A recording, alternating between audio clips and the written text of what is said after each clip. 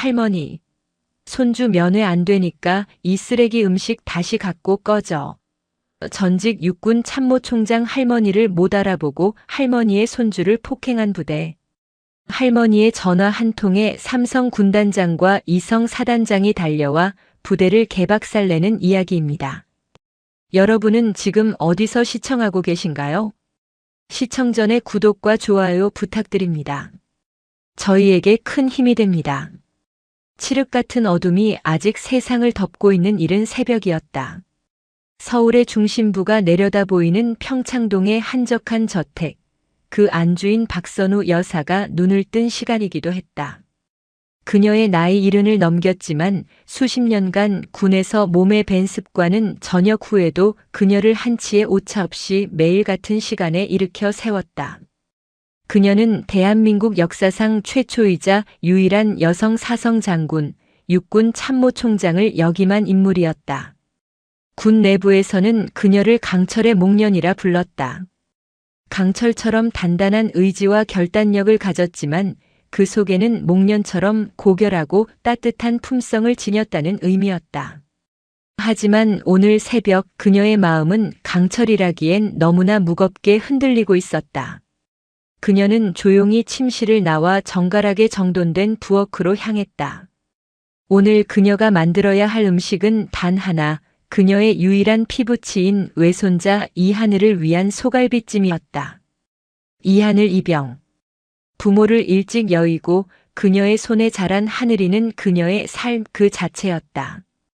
그녀가 참모총장이라는 막중한 임무를 수행하면서도 버틸 수 있었던 이유이자 군복을 벗은 지금 그녀가 살아가는 유일한 낙이었다.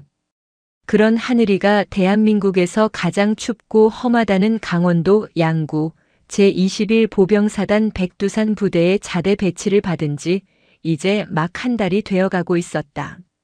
할머니, 저 괜찮아요. 진짜로요. 여기 사람들 다 좋고 밥도 맛있어요.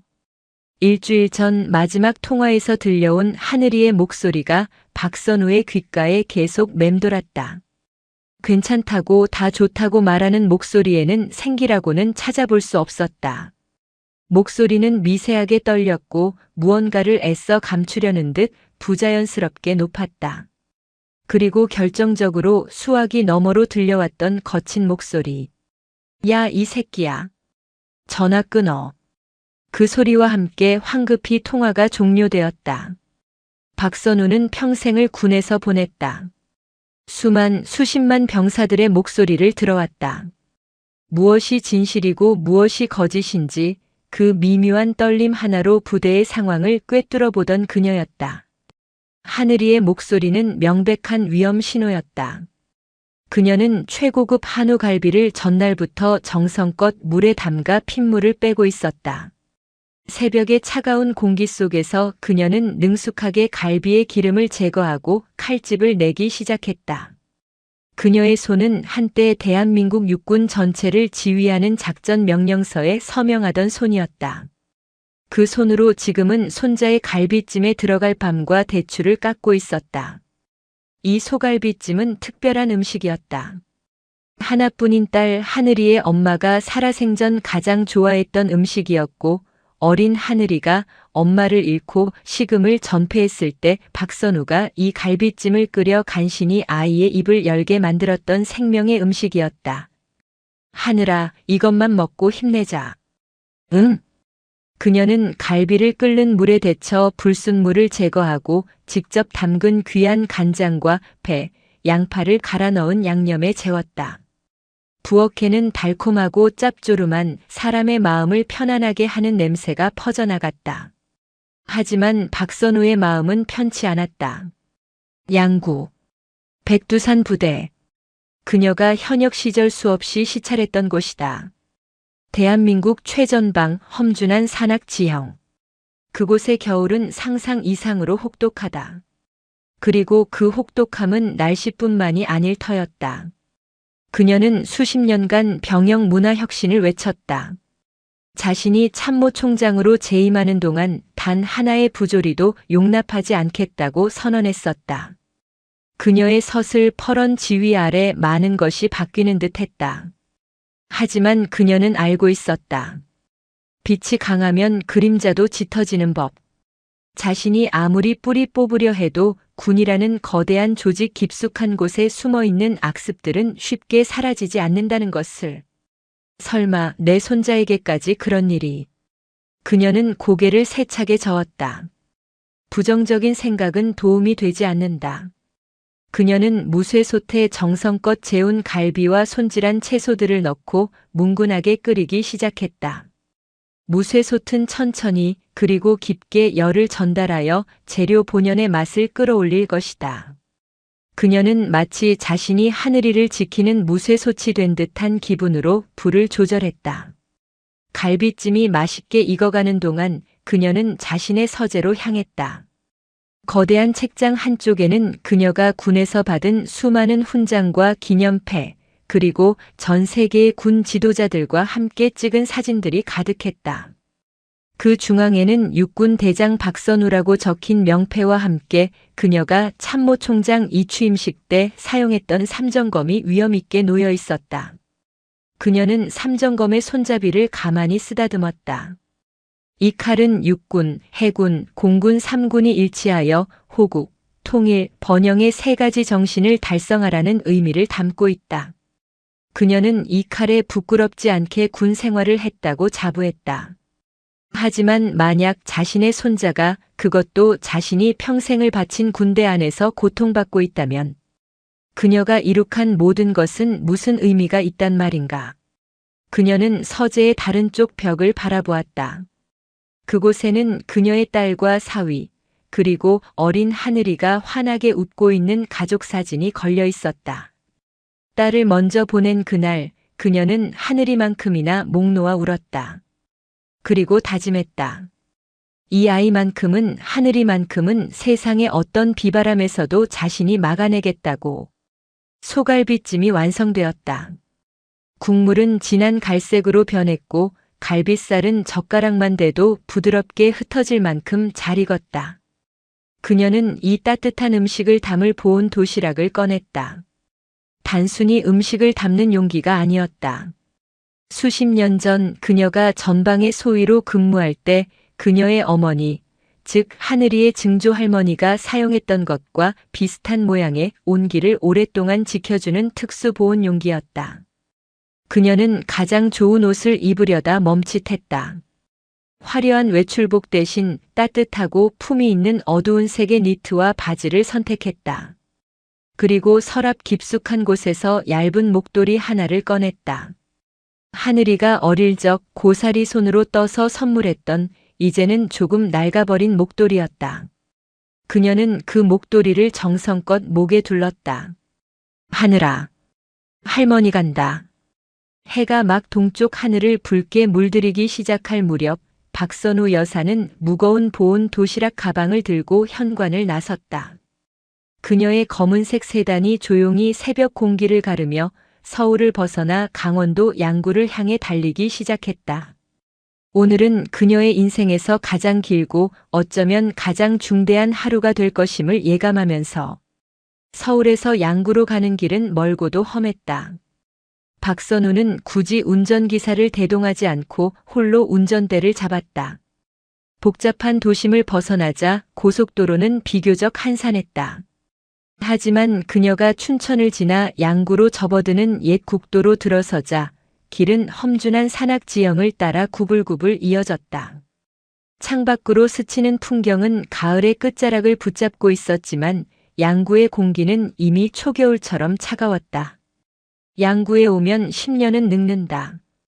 그녀가 현역 시절 백두산 부대 장병들을 격려하며 들었던 우스갯소리였다. 그만큼 험준한 지형과 혹독한 기후를 가진 곳이었다. 그녀는 이곳에 올 때마다 헬리콥터를 타고 상공에서 부대를 시찰했다. 거대한 산맥의 능선을 따라 이어진 철책선과 요새들을 내려다보며 이곳을 지키는 젊은 장병들의 노고에 경의를 표하곤 했다. 하지만 오늘은 달랐다. 그녀는 헬리콥터가 아닌 가장 낮은 길을 따라 달리고 있었다. 길 위에는 그녀처럼 주말 면회를 가는 가족들의 차들이 드문드문 보였다. 저마다 손에는 아들 혹은 연인을 위한 선물 꾸러미가 들려 있을 것이다. 박선우는 자신과 그들이 다르지 않다고 생각했다. 사성 장군의 위엄도 참모 총장의 권한도 지금 이 순간에는 아무 소용이 없었다. 그녀는 그저 이병 이하늘의 외할머니일 뿐이었다. 차가 펀치볼이라 불리는 해안 분지를 지날 때쯤 그녀의 휴대폰이 울렸다. 그녀가 참모 총장 시절 비서실장을 지냈고 지금은 국방부 핵심 요직에 있는 후배 장군이었다. 충성. 선배님 잘 지내십니까? 명절 인사도 제대로 못 드렸습니다. 오랜만이네, 김 장군. 나는 잘 지내지. 자네는 바쁜가 보군. 늘 바쁘게 뛰고 있습니다. 그런데 어쩐 일이십니까? 휴일 이른 시간에. 박선우는 잠시 망설였다. 지금이라도 김 장군에게 전화 한 통이면 당장 백두산 부대 사단장, 아니 군단장까지도 무슨 일인지 알아보기 위해 난리가 날 것이다. 참모 총장님의 유일한 외손자가 그 부대에 있다. 이 한마디면 하늘이는 특별관리 대상이 될 터였다. 하지만 그녀는 그럴 수 없었다. 그것은 그녀가 평생을 지켜온 원칙에 어긋나는 일이었다.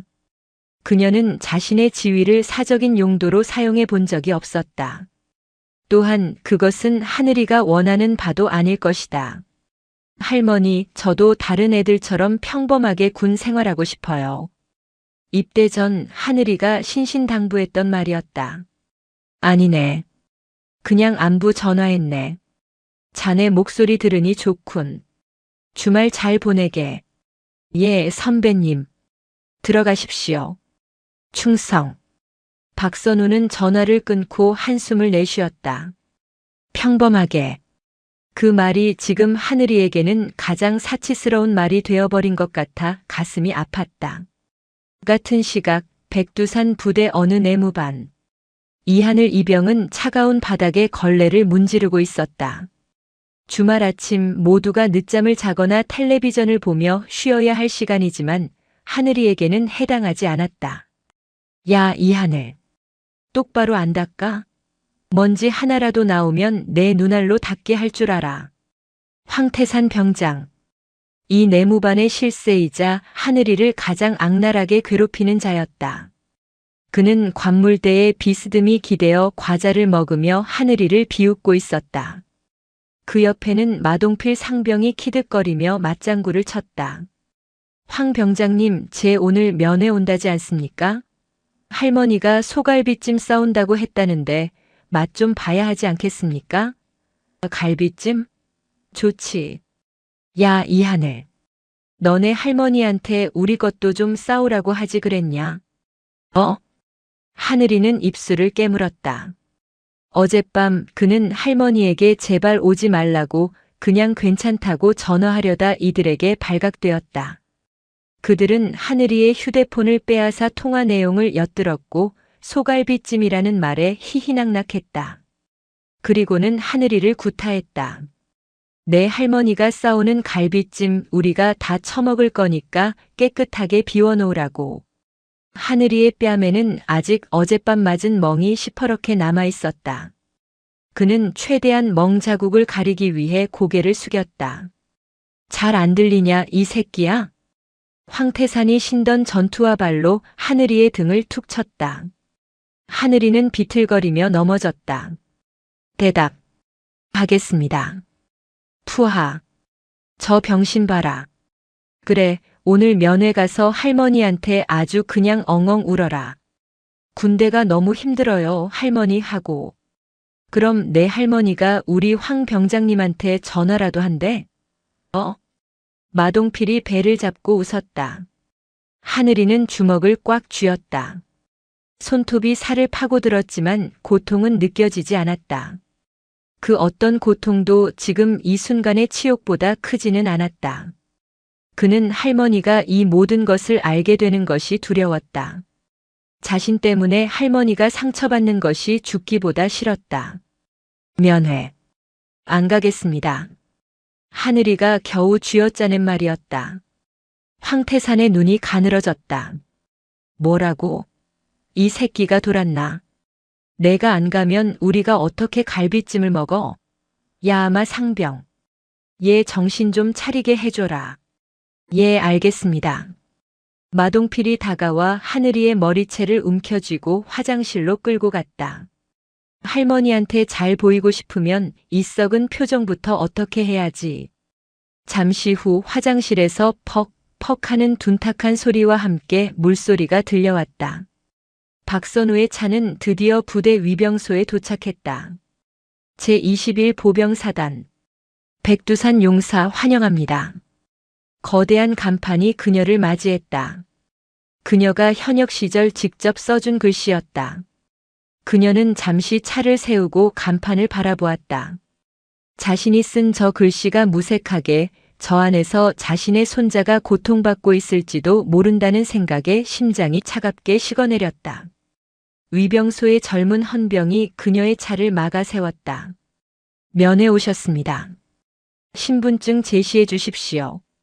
박선우는 조용히 운전면허증을 건넸다. 헌병은 면허증과 그녀의 얼굴을 잠시 대조해 보더니 아무런 의심 없이 방문증을 내주었다. 면회소는 저쪽입니다. 주차하시고 이하늘 이병님 면회 신청서 작성해 주시면 됩니다. 헌병의 눈에 그녀는 그저 이하늘 이병의 보호자 박선우일 뿐이었다. 그녀는 고개를 끄덕이고 차를 몰아 면회소 주차장으로 향했다. 면회소는 이미 많은 사람으로 북적였다. 아들의 어깨를 두드리는 아버지, 남자친구의 팔짱을 끼고 웃는 연인. 그 행복한 풍경 속에서 박선우는 가장 무거운 마음으로 차에서 내렸다. 그녀의 손에는 아직도 따뜻한 온기가 남아있는 소갈비찜 가방이 들려 있었다. 백두산 부대의 면회소는 주말을 맞아 활기가 넘쳤다. 여기저기서 피자와 치킨 냄새가 진동했고 오랜만에 만난 가족들의 웃음소리가 시끄러울 정도로 울려 퍼졌다. 박선우는 이 소란스러운 풍경이 낯설었다. 그녀는 구석진 자리에 겨우 자리를 잡고 이하늘 이병의 면회를 신청했다. 잠시 후 면회소 담당 병사가 마이크에 대고 외쳤다. 3대대 구중대 이하늘 이병님, 외할머님 오셨습니다. 박선우의 심장이 세차게 뛰기 시작했다. 얼마나 지났을까? 저쪽 문에서 한 무리의 병사들이 걸어 나왔고 그 끝에 이하늘이 있었다. 하늘이는 고개를 푹 숙인 채 걸어오고 있었다. 박선우는 한눈에 손자의 이상을 감지했다. 평소 꼿꼿하던 걸음걸이가 아니었다. 왼쪽 다리를 아주 미세하게 절고 있었다. 그리고 얼굴. 하늘아. 박선우가 자리에서 일어나 손자를 불렀다. 하늘이는 그제야 고개를 들었다. 박선우는 숨이 멎는 것 같았다. 하늘이의 왼쪽 뺨은 부어 있었고 교묘하게 흙먼지 같은 것으로 가려놓았지만 그 아래로 시퍼렇게 번진 멍자국이 선명했다. 입술 한쪽은 터져서 피딱지가 앉아 있었다. 할머니, 어떻게 오셨어요? 오시지 말라고 했는데. 하늘이의 목소리는 잠겨 있었다. 그는 할머니의 눈을 피하며 자리에 주저앉듯 앉았다. 괜찮은 거냐? 얼굴이 왜 이래? 다리는 또 어떻고? 아, 이거. 어젯밤에 훈련하다가 좀 넘어졌어요. 괜찮아요. 금방 나아요. 다리도 그냥 좀 삔 거예요. 하늘이는 애써 웃어 보였지만 그 웃음은 금방이라도 울음이 터질 듯 위태로워 보였다. 박선우는 더 이상 묻지 않았다. 평생을 군에서 보낸 그녀다. 저것이 훈련 중에 생긴 영광의 상처인지 아니면 비열한 폭력의 흔적인지 구분하지 못할 리 없었다. 배고프지? 넣어주려고 갈비찜 해왔다. 박선우는 애써 침착하게 보온 도시락을 열었다. 김이 모락모락 나는 소갈비찜의 달콤한 냄새가 두 사람 주위로 퍼져나갔다. 하늘이의 눈이 아주 잠깐 어릴 적 그가 좋아하던 음식을 봤을 때처럼 반짝였다. 하지만 그 빛은 곧바로 꺼졌다. 그는 주변을 두리번거리며 불안한 기색을 감추지 못했다. 왜 그러냐 하늘아. 어서 먹어.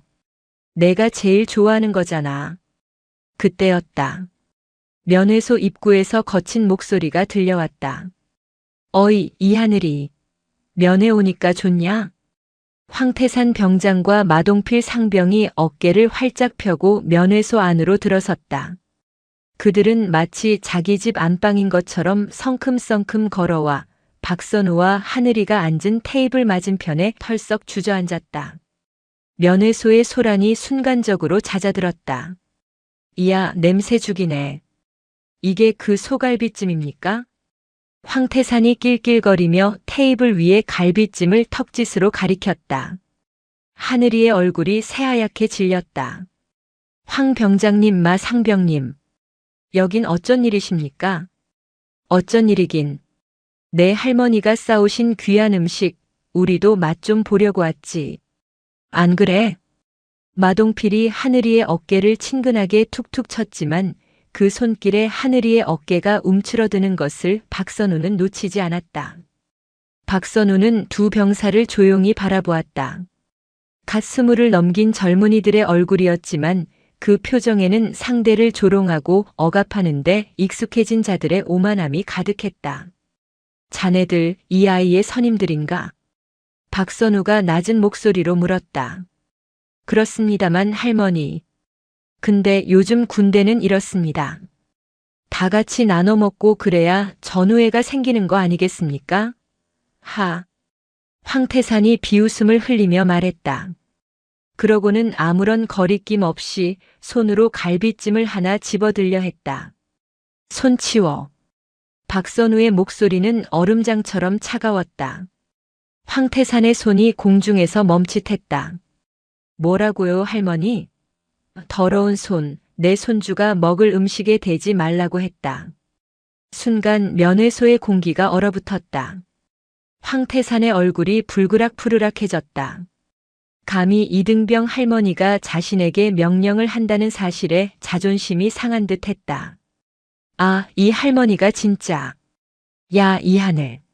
너 할머니 교육 똑바로 안 시켰냐? 여기가 어디라고.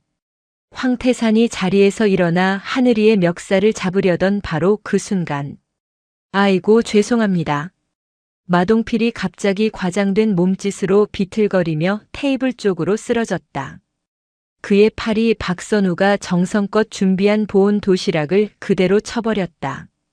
쾅 하는 소리와 함께 무쇠 속과도 같던 보온 용기가 바닥으로 나뒹굴었다. 김이 모락모락 나던 소갈비찜, 박선우의 사랑과 정성이 담겼던 그 음식이 차가운 면회소 바닥에 처참하게 쏟아졌다. 진한 간장 국물이 사방으로 튀었고 부드럽게 익었던 갈비살과 밤, 대추가 더러운 바닥을 굴렀다. 모든 것이 멈췄다. 하늘이는 숨도 쉬지 못하고 바닥에 쏟아진 갈비찜을 바라보았다. 그의 눈에서 결국 참았던 눈물이 방울져 떨어졌다. 아, 어떡하지. 실수했네, 실수. 마동필이 전혀 미안하지 않은 표정으로 머리를 극적였다. 황태산은 참을 수 없다는 듯 폭소를 터뜨렸다. 이런, 아깝게 됐네. 야, 이하늘. 빨리 안 치우고 뭐해? 내 할머니가 정성껏 싸오신 건데 바닥이라도 핥아서 먹어야지. 그때였다. 박선우가 천천히 자리에서 일어났다. 그녀는 바닥에 쏟아진 갈비찜을 잠시 내려다보았다. 그 위로 손자의 눈물이 떨어지고 있었다. 그녀는 주머니에서 손수건을 꺼내 하늘이의 눈물을 닦아주지도 쏟아진 음식을 아까워하지도 않았다. 그녀는 그저 조용히 자신의 외투 안주머니에서 휴대폰을 꺼냈다. 하늘아. 이 부대 대대장. 이름이 뭐지? 너무나도 평온한 목소리였다. 하늘이는 할머니의 질문 의도를 몰라 어리둥절하며 대답했다. 김철중 중령님입니다. 근데 대대장님은 왜? 박선우는 하늘이의 말을 더 듣지 않았다. 그녀는 휴대폰에서 단 하나의 번호를 찾아 눌렀다. 그녀가 참모총장 시절 직속으로 두었던 비서실의 상황 장교 번호였다. 지금은 아마 다른 이가 그 자리에 있겠지만 그 번호는 24시간 국방부와 육군 본부의 가장 높은 곳과 연결되는 직통선이었다. 신호음이 한 번 울리기도 전에 상대가 전화를 받았다. 충성. 육군 본부 상황실입니다. 박선우는 황태산과 마동필 그리고 겁에 질린 손자를 바라보며 입을 열었다. 그녀의 목소리는 더 이상 할머니의 목소리가 아니었다. 수십만 대군을 호령하던 강철의 목련 박선우 대장의 목소리였다. 나 박선우다. 단 한마디. 그 한마디에 수화기 너머의 장교는 숨을 삼켰다. 전 육군 참모총장 박선우다. 지금 당장 제3군단장 그리고 제21사단장. 나와 통화할 수 있도록 연결하게. 5분 주겠다. 아니 3분이면 충분하겠지. 이곳은 강원도 양구 백두산 부대 면회소다. 내 외손자가 여기서 짐승 취급을 받고 있다. 박선우의 한마디는 단순한 음성이 아니었다. 그것은 수십 년간 대한민국 육군을 호령했던 전설로만 남은 줄 알았던 강철의 목련이 쏘아 올린 신호탄이었다. 수화기 너머의 육군 본부 상황 장교는 일순 숨을 쉬는 법을 잊었다. 박선우. 육군 사관학교의 전설이자 최초의 여성 참모총장. 그가 화면으로만 보았던 그 이름. 그는 떨리는 손으로 즉각 비상회선을 연결했다. 전 육군 참모총장. 박선우 대장님이십니다. 그 시각 면회소의 시간은 얼어붙어 있었다. 황태산과 마동필은 이 상황을 전혀 이해하지 못했다. 저 늙은 할머니가 미친 게 분명하다고 생각했다. 뭐? 참모총장? 이 할머니가 노망이 들었나? 야, 이하늘. 너네 할머니 정신병원부터 모셔야 하는 거 아니야? 황태산이 다시 한번 하늘이의 멱살을 잡으려 손을 뻗었다. 그때였다. 박선우의 눈빛이 변했다. 따뜻한 할머니의 눈빛은 온데간데 없이 사라지고 수만 피트 상공에서 전장을 내려다보는 독수리의 눈, 적의 심장을 꿰뚫어보는 장군의 눈빛이 번득였다. 그 손. 그녀의 목소리는 낮았지만 면회소 전체를 울렸다. 내 손주에게서 당장 치우지 못하나. 황태산은 저절로 손을 거두었다. 평생 느껴본 적 없는 압도적인 기세에 눌려 뒷걸음질 쳤다. 그저 나이든 여성이라고 생각했던 존재에게서 뿜어져 나오는 위압감은 그가 부대에서 가장 무서워했던 대대장의 그것과는 차원이 다른 원초적인 공포였다. 뭡니까가 당신. 뭔데 감히. 황 병장님. 마 상병님. 그만하십시오. 제발. 이하늘이 공포에 질려 빌었지만 박선우는 손자의 어깨를 부드럽게 감싸 뒤로 물러서게 했다. 하늘아. 이제 괜찮다. 이제. 할머니가 다 할게. 바로 그때였다. 면회소 밖에서 요란한 급정거 소리가 들렸다. 문이 부서져라 열리고 주말이라 간편복 차림으로 쉬고 있던 면회소 담당 간부 김지훈 소위가 땀을 뻘뻘 흘리며 달려왔다. 무슨 소란입니까? 여기 다른 분들도 계신데. 김소위는 바닥에 쏟아진 갈비찜과 울고 있는 이하늘 이병 그리고 위압적으로 서 있는 황태산 병장 무리를 보았다. 전형적인 선임의 면회 회방 현장이었다. 그는 한숨을 내쉬며 관료적인 말투로 입을 열었다. 이하늘 이병 황태산 병장. 지금 이게 다 뭡니까? 일단 바닥부터 치우고. 어르신 죄송합니다만 여기는. 자네가 이 면회소 책임자인가? 박선우가 김소위의 말을 잘랐다. 예, 그렇습니다만. 3대대 구중대 소속 김지훈 소위입니다. 김지훈 소위. 자네의 대대장 김철중 중령. 지금 어디에 있나? 김소위는 어이가 없었다. 이등병의 할머니가 다짜고짜 대대장의 이름을 부르는 것도 모자라 그 위치를 묻고 있었다. 어르신. 지금 대대장님은 됐네. 곧 올 테니 자네는 저 두 병사가 도망가지 못하게 잘 감시하고 있게. 예? 도망이라니요. 어르신 자꾸 이러시면 저도. 김소희가 무언가 조치를 취하려던 순간 그의 허리에 찬 무전기에서 귀를 찢을 듯한 고함이 터져나왔다. 전대대, 전대대.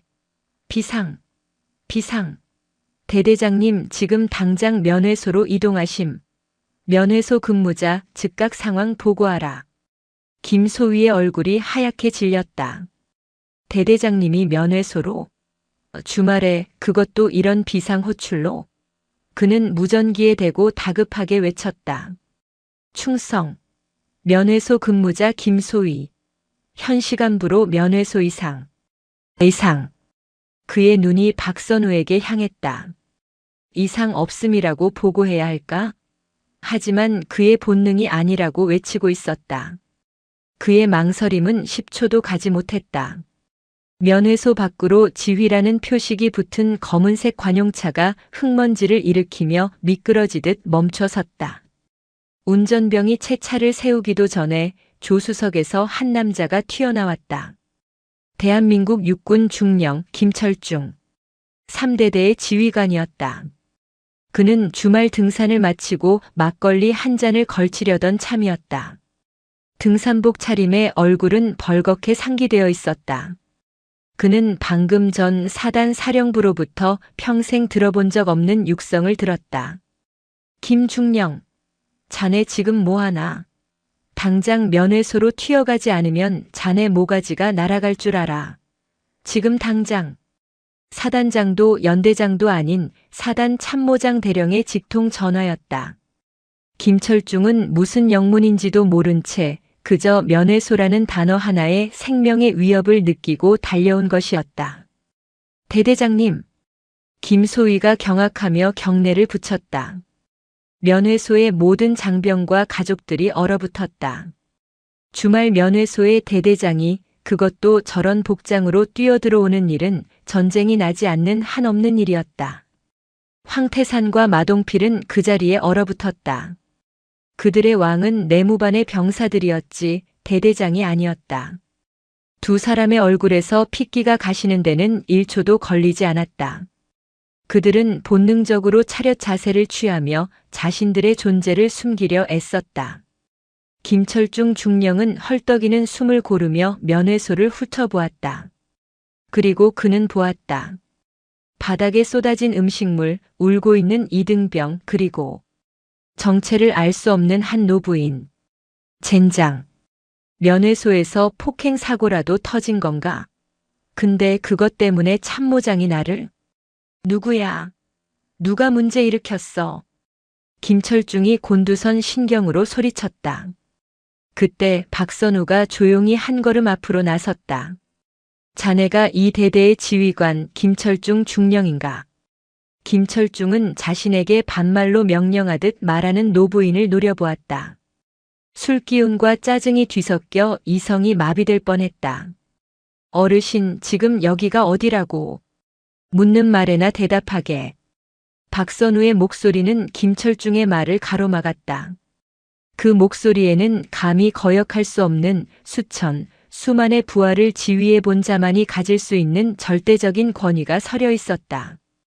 김철중은 자신도 모르게 대답했다. 맞습니다만. 누구십니까? 자네가 지휘관이라면 이 상황을 설명해 보게. 박선우가 바닥에 갈비찜을 가리켰다. 그리고 하늘 위의 뺨에 남은 멍자국을 가리켰다. 이것이 자네가 말하는 백두산 부대의 군기인가? 면회 온 가족의 음식을 발로 차고 손자를 어미 앞에서 모욕하며 폭행의 흔적을 뻔뻔하게 드러내는 것. 이것이 자네의 지휘 방침인가? 김철중은 그제야 사태의 심각성을 깨달았다. 하지만 그는 여전히 이 노부인이 누구인지 알 수 없었다. 그저 높은 사람에게 민원이라도 넣은 극성스러운 가족이라고 생각했다. 어르신, 진정하시고 일단 사실관계를.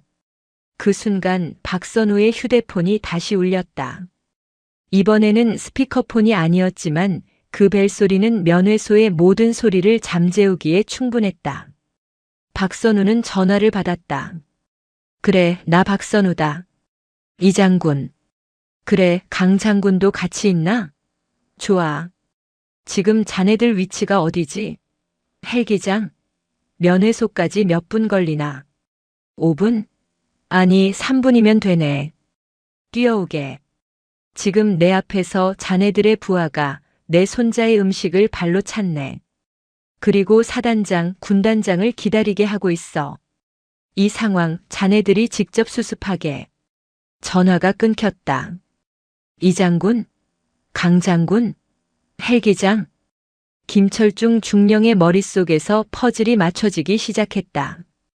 21사단의 사단장 강민혁 소장, 그리고 21사단을 휘하에 둔 제3군단의 군단장 이정훈 중장. 김철중의 다리가 풀리기 시작했다. 그의 뇌가 현실을 부정했다. 아니야, 설마. 그럴 리가 없어. 저 할머니가 어떻게. 그의 의심은 1분도 가지 못했다. 저 멀리서 땅을 울리는 굉음이 들려왔다. 처음에는 희미했던 소리가 순식간에 면회소의 유리창을 뒤흔드는 거대한 헬리콥터 프로펠러 소리로 변했다. 두두두두두두두. 군단장 이상 급의 지휘관만 이용할 수 있는 육군 지휘 헬기였다. 헬기는 부대 연병장도 아닌 면회소에서 가장 가까운 헬기장에 착륙했다. 그리고 잠시 후 면회소 밖으로 검은색 지휘 차량 2대가 미친 듯이 달려와 급정거했다. 차량에는 각각 별 2개, 별 3개가 그려진 번호판이 달려 있었다. 문이 열리고 2명의 장군이 내렸다. 제21 보병사단장 강민혁 소장, 제3군단장 이정훈 중장. 그들은 주말을 맞아 진행하던 군단 합동훈련을 감독하던 중이었다. 그들의 귀에 꽂힌 무전기에서는 육군 참모총장 박선우 대장님, 양구 21사단 면회소, 코드1, 코드1 이라는 본부의 절규에 가까운 외침이 울려 퍼지고 있었다. 두 장군은 감히 숨도 고르지 못하고 면회소로 뛰어들어왔다. 그들의 눈에 바닥에 쏟아진 갈비찜과 울고 있는 이등병, 그리고 그 앞에 산처럼 버티고 서 있는 한 여성. 자신들의 사관학교 시절 생도 전체를 향해 포효하던 그들의 우상이자 전설이었던 박선우 전 육군 참모총장이 서 있었다. 충, 성. 이정훈 군단장과 강민혁 사단장이 면회소의 모든 사람이 보는 앞에서 먼지를 뒤집어 쓴 전투복 차림으로 박선우를 향해 거수 경례를 외쳤다. 황태산과 마동필은 그 자리에 주저앉았다. 김철중 중령은 차렷 자세로 부들부들 떨고 있었다. 박선우는 그들의 경례를 받지 않았다. 그녀는 김철중 중령을 차갑게 바라보며 두 장군에게 물었다. 이 장군, 강 장군. 이자가 내 손자를 이 꼴로 만든 부대의 지휘관일세. 이제 자네들이 설명해보게. 이게 내가 자네들에게 물려준 군대의 모습인가? 양구 백두산 부대 면회소의 공기는 그 순간 완전히 정지했다. 시간의 흐름을 관장하는 신이 있다면 그 역시 별 2개와 별 3개가 한꺼번에 한 명의 노부인을 향해 충성을 외치는 이 비현실적인 광경에 압도되어 잠시 숨을 죽였을 것이다. 다른 면회객들은 자신들이 무엇을 보고 있는지조차 인지하지 못했다. 어떤 이들은 드라마나 영화 촬영 현장이라고 생각했고, 어떤 이들은 그저 넋이 나간 채 입을 벌리고 있었다. 이정훈 중장 군단장과 강민혁 소장 사단장은 감히 경례를 풀지 못했다. 그들의 이마에서는 식은땀이 비오듯 흘렀다. 그들은 박선우 여사가 그들의 경례를 받아줄 때까지, 아니, 다음 명령을 내릴 때까지 미동도 할 수 없었다. 그들에게 박선우는 단순한 전직 참모총장이 아니었다. 이정훈 중장에게 그녀는 그가 소령 시절 작전 참모로 모셨던 불가능한 작전 지도를 밤새 다시 그려내던 사령관이었다. 강민혁 소장에게 그녀는 그가 대위 시절 목숨이 위태로운 전방 시찰에서 자신을 구해주었던 은인이자 스승이었다. 그런 그들의 대모이자 최고 지휘관이 지금 이 누추한 면회소 바닥에 쏟아진 음식물 앞에서 멍이 든 손자를 곁에 두고 서 있었다. 경례는 나중에 받겠네. 박선우의 목소리가 정적을 깼다. 두 장군은 그제야 천근만근 같은 팔을 내렸다. 지금부터 이 면회소를 사단 지휘 통제실로 간주하겠다. 이 장군. 예, 대장님. 이정훈 중장이 반사적으로 대답했다.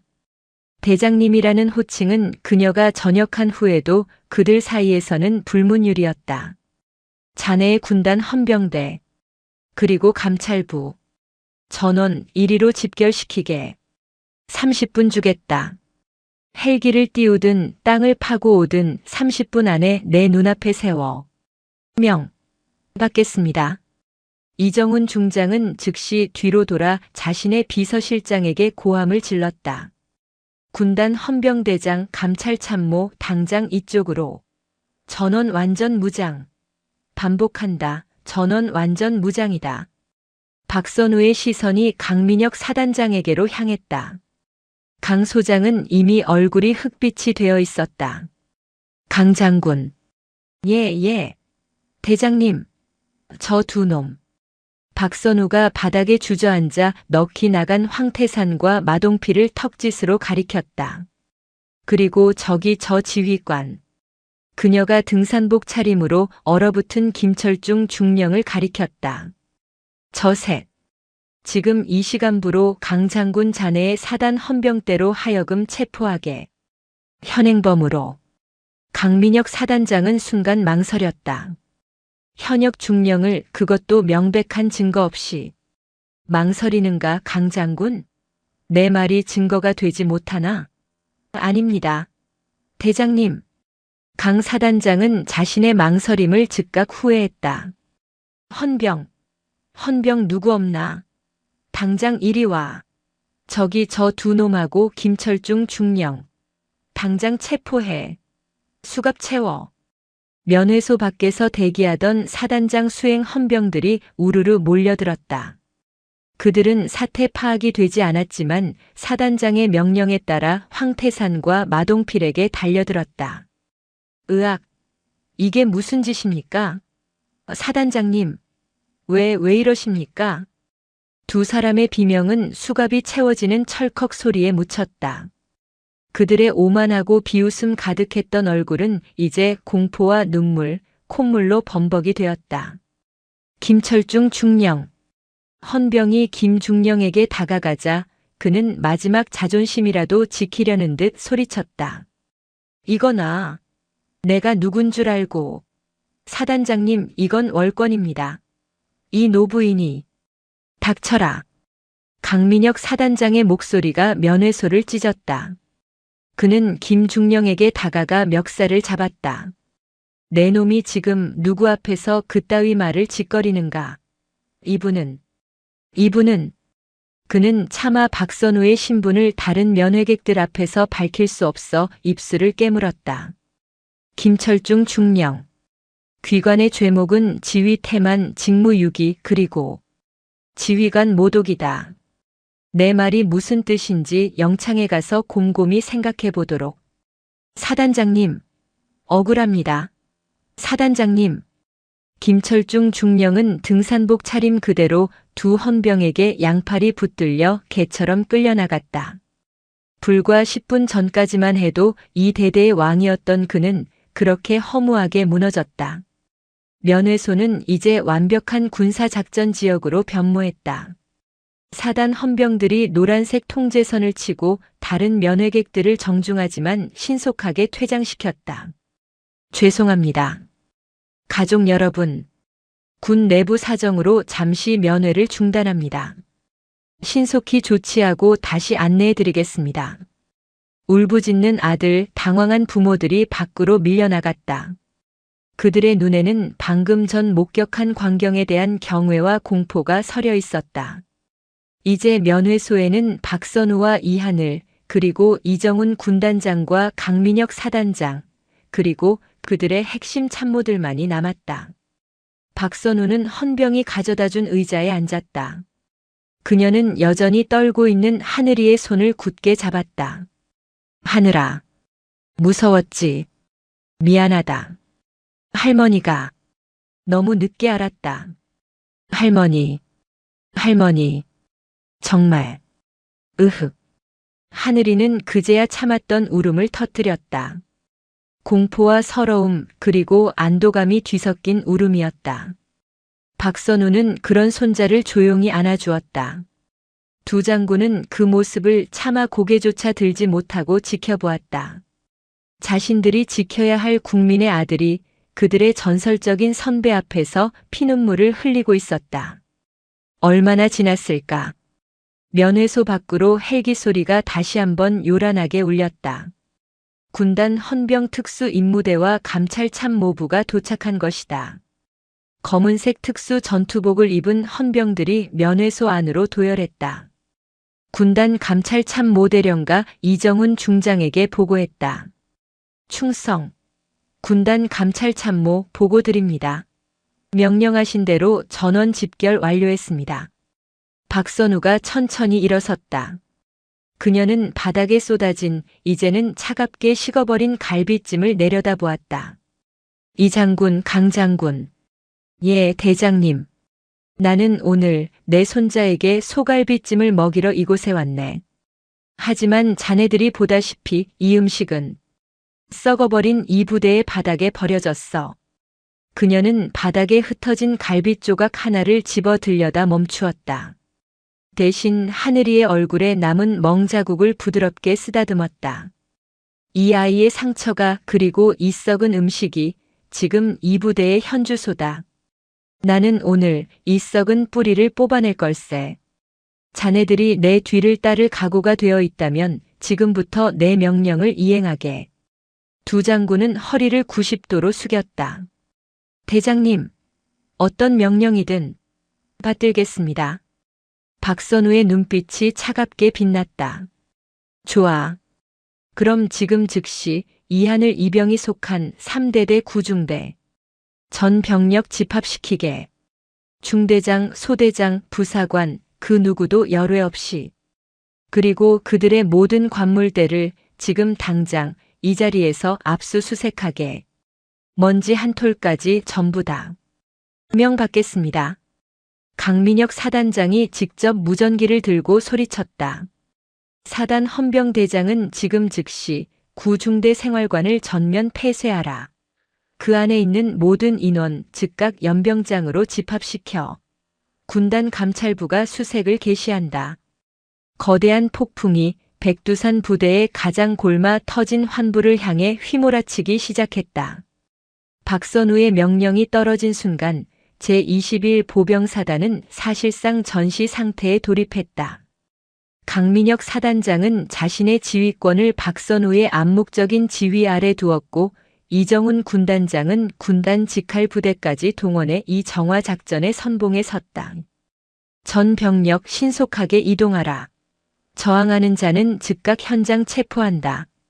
군단 헌병 특수 임무대의 우렁찬 고함과 함께 3대대 구중대 생활관은 순식간에 아수라장이 되었다. 주말 오후의 나른함 속에서 텔레비전을 보거나 낮잠을 자던 병사들은 무슨 영문인지도 모른 채 전투와도 제대로 신지 못하고 속옷 바람으로 복도로 뛰쳐나왔다. 뭐야? 전쟁 났어? 왜 헌병들이? 생활관 복도에는 이미 검은색 전투복을 입은 군단 헌병들이 이열로 도열해 있었다. 그들의 눈빛에는 일말의 동정이나 망설임도 없었다. 전원 머리 뒤로 손, 벽에 붙어. 병사들은 공포에 질려 벽에 일렬로 늘어섰다. 중대장 최진우 대위, 행보관 박철민 상사, 그리고 각 소대장과 부소대장들까지. 주말 당직 근무자 외에는 모두가 쉬고 있던 터라 영내에 있던 간부들 역시 속수무책으로 헌병들의 통제하에 놓였다. 지금 뭐 하는 겁니까? 내가 이 중대 중대장. 최진우 대위가 항의하려 했지만 군단 감찰 참모가 그의 앞을 막아섰다. 최진우 대위. 지금 이 시간부로 귀관의 중대는 군단 감찰부의 특별 감찰 대상이 되었다. 귀관의 지휘권은 이 시간부로 정지된다. 저항할 시 군 형법에 따라 가중 처벌될 것임을 명심하라. 최 대위의 얼굴이 하얗게 질렸다. 군단 감찰부. 사단도 아닌 군단이 직접 움직였다는 것은 이 일이 보통 일이 아님을 의미했다. 그는 어렴풋이 오늘 면회를 나간 이하늘 이병을 떠올렸다. 같은 시각 면회소에 임시로 차려진 지휘 통제실. 박선우는 여전히 하늘이의 손을 잡고 앉아 있었다. 강민혁 사단장이 그녀의 옆에서 안절부절 못하며 상황을 보고했다. 대장님, 구중대 전 병력 연병장 집합 완료했습니다. 군단 감찰팀이 생활관 수색을 개시했습니다. 수색 현장 이쪽으로 연결하게. 예. 생활관에 설치된 감시 화면이든 헌병들 보디캠이든 내가 직접 봐야겠네. 명 받겠습니다. 강 사단장이 황급히 통신병을 불렀다. 잠시 후 대형 노트북 화면에 여러 개의 영상이 분할되어 나타났다. 그것은 헌병들이 착용한 카메라를 통해 전송되는 구중대 생활관 내부의 적나라한 모습이었다. 관물대 전부 개방한다. 자물쇠는 전부 절단해. 감찰 요원들이 거대한 절단기로 병사들의 관물대 자물쇠를 하나씩 끊어내기 시작했다. 그리고 판도라의 상자가 열렸다. 이거 뭡니까? 한 헌병이 경악하며 무언가를 꺼내들었다. 황태산 병장의 관물대였다. 그 안에는 규정된 보급품 대신 고가의 사제 화장품, 몰래 반입된 외제 담배 그리고 현금 다발이 들어있는 봉투가 수두룩했다. 찾았습니다. 다른 쪽에서 고함이 터졌다. 마동필 상병의 관물대. 그 깊숙한 곳 전투복 더미 밑에서 여러 권의 통장이 나왔다. 통장의 주인은 모두 이하늘 그리고 이하늘의 동기인 다른 이등병들의 이름으로 되어 있었다. 신병 대출 혹은 부모님께 받은 용돈을 강제로 송금받아 관리하고 있었던 것이다. 하지만 그것은 시작에 불과했다.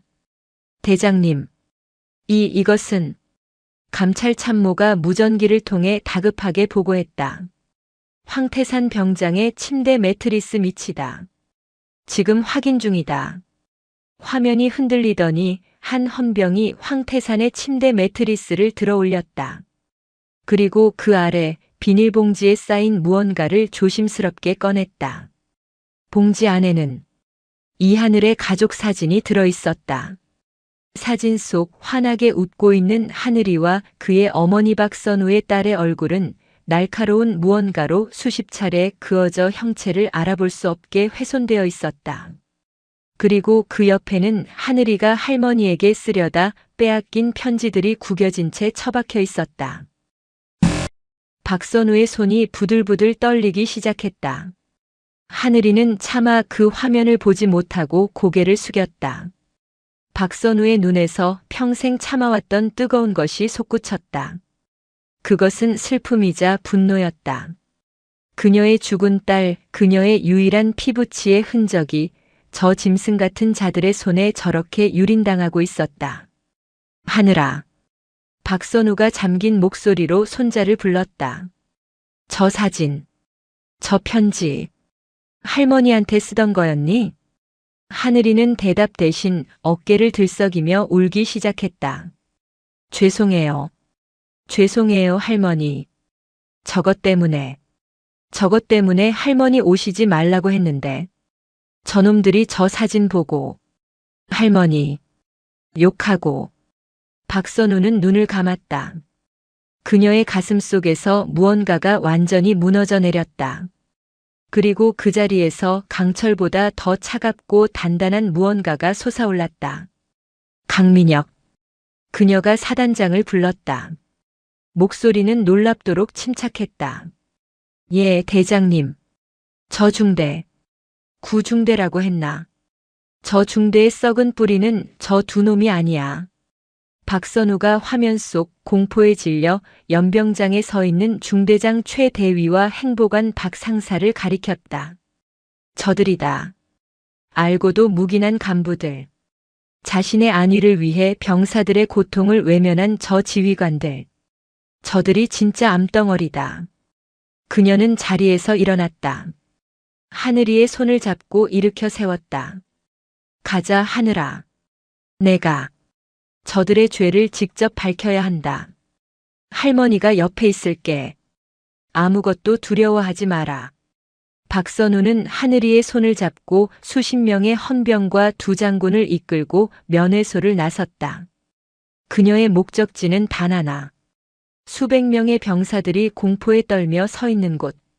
진실과 거짓이 뒤엉켜 있는 곳. 이하늘 이병의 악몽이었던 구중대 연병장이었다. 연병장으로 향하는 길. 하늘이는 더 이상 울지 않았다. 할머니의 따뜻하지만 그 어느 때보다 강인한 손의 온기가 그에게 용기를 주고 있었다. 연병장에 도착하자 모든 병사들의 시선이 헌병들에게 둘러싸인 채 걸어 들어오는 이하늘과 그 곁에 박선우 여사 그리고 그 뒤를 따르는 군단장과 사단장에게 고정되었다. 중대장 최대위는 이 비현실적인 광경에 헛웃음이 나왔다. 이등병 하나 때문에 군단장이랑 사단장이? 저 할머니는 도대체. 박선우는 연병장 중앙에 섰다. 그녀는 마이크를 요구하지 않았다. 그녀의 육성이 수백 명의 병사들을 쩌렁쩌렁하게 울렸다. 나는 오늘 이곳에 이하늘 이병의 외할머니 자격으로 왔다. 병사들이 웅성거렸다. 나는 또한 여러분의 대선배이자 전 육군 참모총장 박선우다. 웅성거림이 멈췄다. 연병장에는 숨소리조차 들리지 않았다. 여러분이 입고 있는 그 군복. 그것은 나와 내 동료들이 피와 땀으로 지켜낸 명예의 상징이다. 하지만 오늘 나는 이곳에서 그 명예가 짐승만도 못한 자들의 손에 더럽혀지는 것을 보았다. 그녀는 이 하늘의 멍든 뺨을 가리켰다. 이 아이의 상처가 보이나? 이 아이가 흘린 피눈물이 보이나? 이것이 여러분이 말하는 전우애인가? 박선우는 연병장의 도열한 병사들을 하나하나 훑어보았다. 공포에 질린 눈, 외면하는 눈, 그리고 분노와 슬픔에 차 있지만 감히 입을 열지 못하는 눈들. 나는 안다. 여러분 중에도 저 짐승들의 피해자가 있다는 것을. 그리고 그 모든 것을 알면서도 두려워서 혹은 내일이 아니라는 이유로 침묵했던 방관자들이 있다는 것을. 그녀는 이 하늘의 동기들 함께 입대했던 이등병들이 모인 대열을 바라보았다. 여러분의 침묵이 여러분의 동료를 괴물로 만들었다. 여러분의 침묵이 또 다른 이 하늘을 만들고 결국에는 여러분 자신을 죽음으로 몰고 갈 것이다. 그때였다. 이 하늘의 옆에 서 있던 가장 친했던 동기 이찬희 이병이 꾹 참았던 울음을 터뜨리며 앞으로 나섰다. 아닙니다. 아닙니다. 이찬희 이병이 무릎을 꿇고 절규했다. 저도 당했습니다. 황태산 병장이, 마동필 상병이, 저희 부모님 카드로 돈을 빌리라고. 그리고 박철민 행보관님도 다 알고 계셨습니다. 저희가 보고했지만 중대 시끄러워진다고 다 덮으셨습니다. 뭐야. 저 미친 새끼가. 연병장 한쪽에 서 있던 행보관 박상사의 얼굴이 일그러졌다. 이찬희 이병의 폭로는 기폭제가 되었다. 저도 맞았습니다. 변기물을 마시라고 했습니다. 제 여자친구 사진을 자기들끼리 돌려보며 한 명, 두 명. 공포의 둑이 무너지자 억눌려왔던 진실들이 본물처럼 터져나왔다. 연병장은 순식간에 고발과 울음, 절규의 장으로 변했다. 최진우 대위와 박철민 상사는 그 자리에 얼어붙었다. 이정훈 군단장과 강민혁 사단장은 참담한 표정으로 이 모든 것을 지켜보았다. 박선우는 하늘이의 어깨를 감싸 안았다. 정화의 불길은 이제 막 가장 썩어 문드러진 뿌리를 향해 타오르기 시작했다. 연병장은 거대한 고해성사의 장이 되었다. 공포의 둑을 무너뜨린 것은 박선우의 사자후였지만 그 둑을 맹렬한 강물로 바꾼 것은 억눌려왔던 병사들의 울분 그 자체였다. 이찬의 이병의 첫 번째 절규는 시작에 불과했다. 여기저기서 저도 당했습니다. 행보관이 묵인했습니다. 최 대위님은 저희에게 관심도 없었습니다와 같은 외침이 동시다발적으로 터져나왔다. 그것은 더 이상 군기가 잡힌 연병장이 아니었다. 대한민국에서 가장 억압된 공간 중 하나였던 부대의 심장부가 응축되었던 고름을 일제히 터뜨리는 거대한 상처가 되어가고 있었다. 이정훈 군단장과 강민혁 사단장의 얼굴은 굳다 못해 재처럼 하얗게 변했다. 이것은 한중대의 일탈이 아니었다. 이것은 자신들이 이끄는 부대의 명백한 암이었다. 모두 조용히 하게. 박선우가 다시 한번 입을 열었다. 그녀의 목소리는 연병장을 가득 채운 울음소리와 절규를 기묘하게 잠재우는 힘이 있었다. 그녀는 터져나오는 모든 고발을 막아선 것이 아니었다. 그녀는 이 거대한 분노의 물결을 가장 정확한 방향으로 이끌어야 함을 직감했다. 자네들의 용기를 내가 높이 사네. 자네들의 고통을 내가 감히 다 알 수는 없겠지만 오늘 이 시간부로 그 고통은 끝날 것이네. 그녀는 군단 감찰 참모를 불렀다.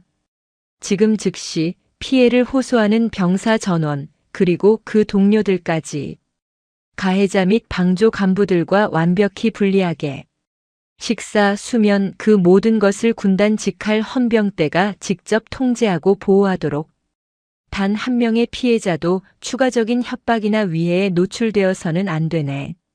명받겠습니다. 박선우는 연병장을 헌병들에게 맡기고 두 장군을 이끌고 발길을 돌렸다. 그녀의 시선은 공포에 질려 사색이 된 중대장 최진호 대위와 행보관 박철민 상사에게 고정되어 있었다. 저 두 사람, 그리고 아까 끌려나간 황태산 병장과 마동필 상병. 지금 당장 이 부대에서 가장 조용한 방으로 데려오게. 내가 직접 들어야겠네. 그녀가 말한 가장 조용한 방은 아이러니하게도 방금 전까지 부패의 온상이었던 중대장실이었다. 그곳은 이미 군단 감찰 요원들에 의해 모든 서류와 컴퓨터가 압수된 채 텅 비어 있었다. 창문 너머로 연병장의 소란이 아득하게 들려왔다. 박선우는 중대장 책상 상석에 앉지 않았다. 그녀는 창가에 서서 이 낡은 건물에 스며든 부패의 냄새를 맡는 듯 잠시 눈을 감았다. 이정훈 군단장과 강민혁 사단장은 감히 앉지도 못한 채 그녀의 뒤에 부동자세로 서 있었다. 먼저 저 짐승들부터 들여보내게. 황태산 병장과 마동필 상병이 헌병들에게 이끌려 들어왔다. 수갑이 채워진 손목, 눈물과 콧물로 범벅이 된 얼굴, 아까의 오만함은 흔적조차 찾아볼 수 없었다. 그들은 군단장과 사단장, 그리고 이 모든 일의 발단이 된 박선우 앞에서 무릎이 저절로 꺾여 바닥에 주저앉았다. 살려주십시오. 잘못했습니다. 저희가 죽을 죄를. 황태산이 빌기 시작했다. 박선우는 그들을 돌아보지 않았다. 자네들은 내게 용서를 구할 자격이 없네. 자네들은 법의 심판을 받게 될 거야. 내가 오늘 자네들을 부른 것은 용서의 기회를 주기 위함이 아닐세. 박선우가 천천히 돌아섰다. 그녀의 눈빛은 차가웠다. 자네들의 그 악행을 곁에서 부추기고 알면서도 눈 감고 심지어는 함께 이익을 나눈 자가 누구인지 그것을 듣기 위함이다. 그녀는 감찰 요원이 가져온 증거물을 테이블 위에 던졌다. 황태산의 관물대에서 나온 현금 봉투, 마동필의 관물대에서 나온 후임병들의 통장이었다. 이 돈은 어디서 났나? 이 통장은 왜 자네가 가지고 있었나? 자네들 머리에서 나온 짓이라고는 생각되지 않는데. 말하게. 자네들 뒤에 누가 있었나? 두 사람은 잠시 망설였다. 하지만 헌병대의 삼엄한 기세와 군단장, 사단장, 그리고 정체를 알 수 없는 이 노부인의 압박 속에서 그들의 의리는 종이장보다 얇았다. 그들은 서로의 탓을 하다가 결국 하나의 이름을 실토했다. 박철민 행보관님이 저희가 신병들 군기 잡는 것을 눈 감아 주시는 대신 용돈을 좀 챙겨드리기로. 마동필 상병의 입에서 나온 자백이었다. 박선우는 고개를 끄덕였다. 예상했던 바였다. 저 둘 끌고 가게. 군법 회의에 회부될 때까지 그 입에서 나오는 모든 것을 기록하고 철저히 격리하게. 황태산과 마동필이 비명을 지르며 끌려나갔다. 이제 밀실에는 다시 정적이 찾아왔다. 박선우는 강민혁 사단장을 바라보았다. 강 장군. 저들의 말이 사실이라면 저 짐승들보다 더한 죄를 지은 자가 있네. 군대의 규율을 세워야 할 부사관이 오히려 사병들의 약탈을 조장하고 상납을 받았다. 저런 자가 행보관이라니. 군의 명예가 땅에 떨어졌네. 들여보내게.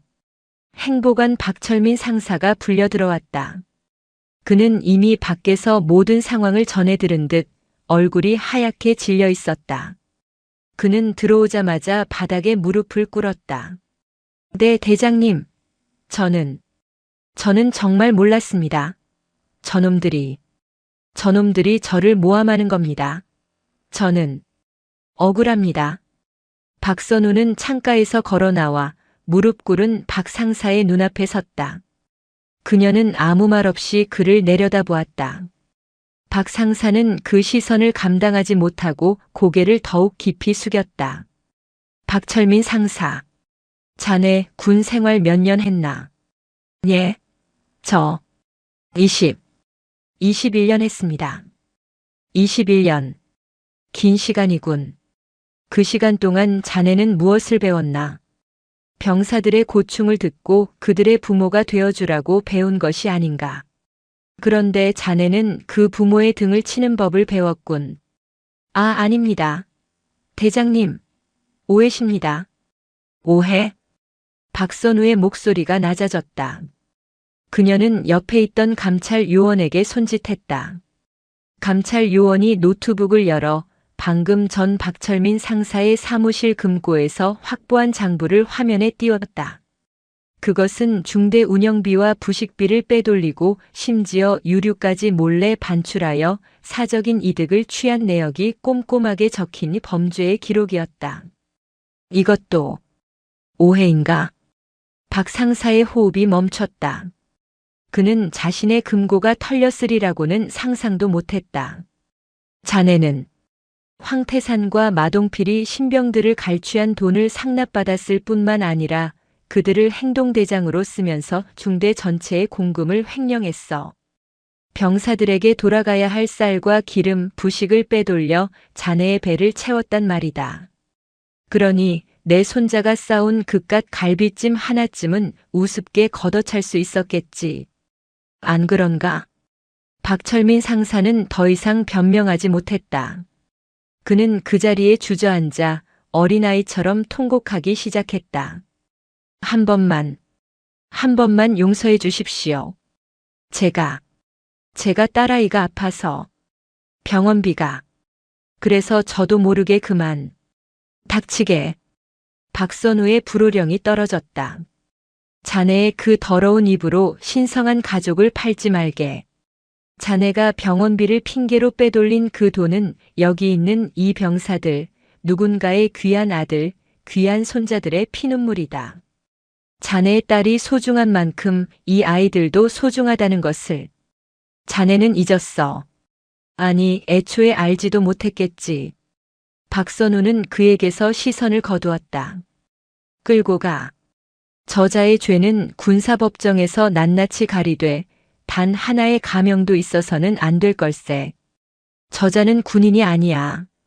군복을 입은 약탈자일 뿐이다. 박 상사가 끌려나가자 중대장실에는 더욱 무거운 침묵이 내려앉았다. 이제 마지막 한 사람이 남았다. 이 모든 부패와 폭력을 지휘선상에서 방관하고 어쩌면 조장했을지도 모르는 지휘관. 최진호 대위. 들어오게. 중대장 최진호 대위가 들어왔다. 그는 무릎을 꿇지도 통곡하지도 않았다.